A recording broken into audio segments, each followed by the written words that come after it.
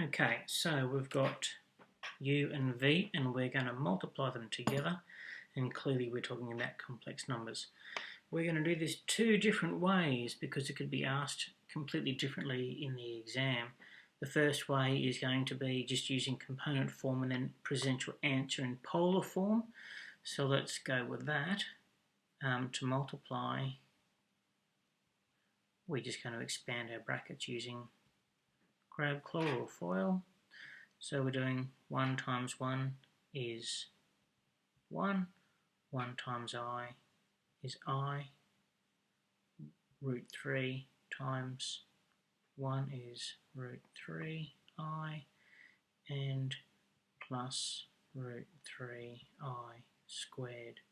Clearly that I squared makes this a negative root 3.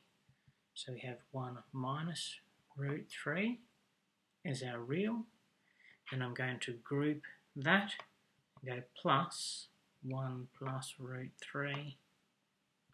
So I've got a real part and an imaginary part. Okay.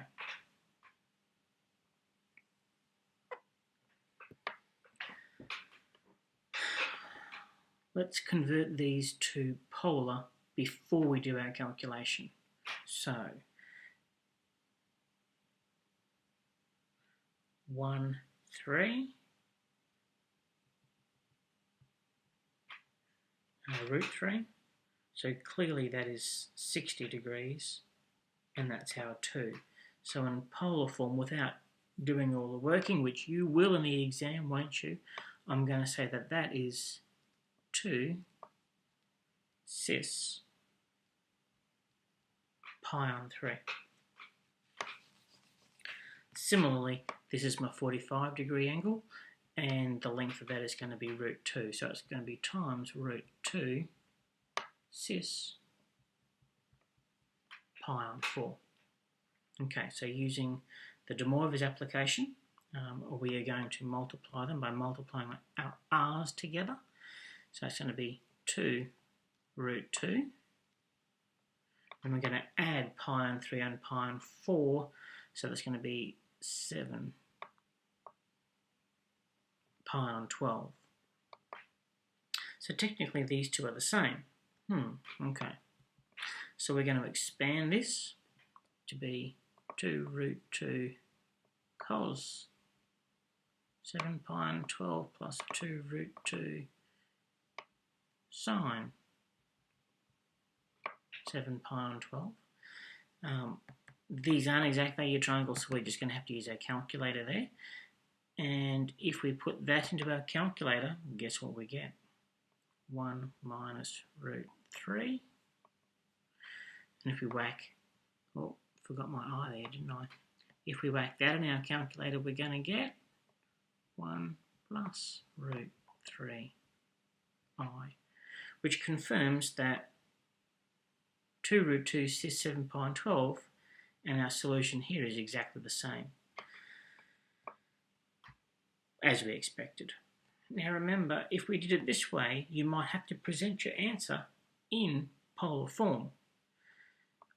Potentially, it's going to be easier to put that in polar form first, and then your answer is just in polar form, and how easy was that? But if you choose to do it this way, we need to go r equals the square root of that squared plus that squared, which is, guess what?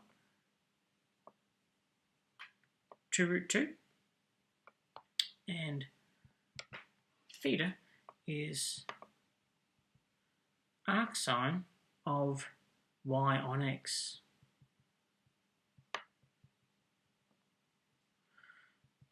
In our calculator, that gives us minus 5 pi on 12. Now we need to think there, don't we? So we need to be thinking here on our Argand diagram, because minus 5 pi on 12 is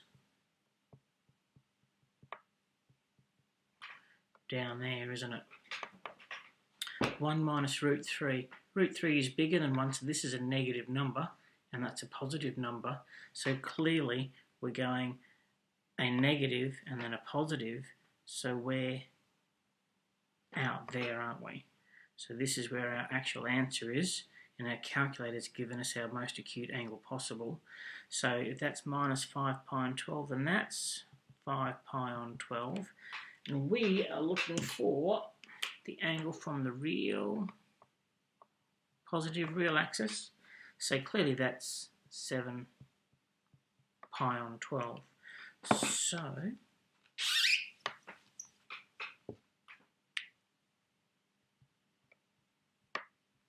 that's 7 pi on 12. That's theta. So we're going to get our polar form of our solution being 2 root 2 cis 7 pi on 12, which agrees with that.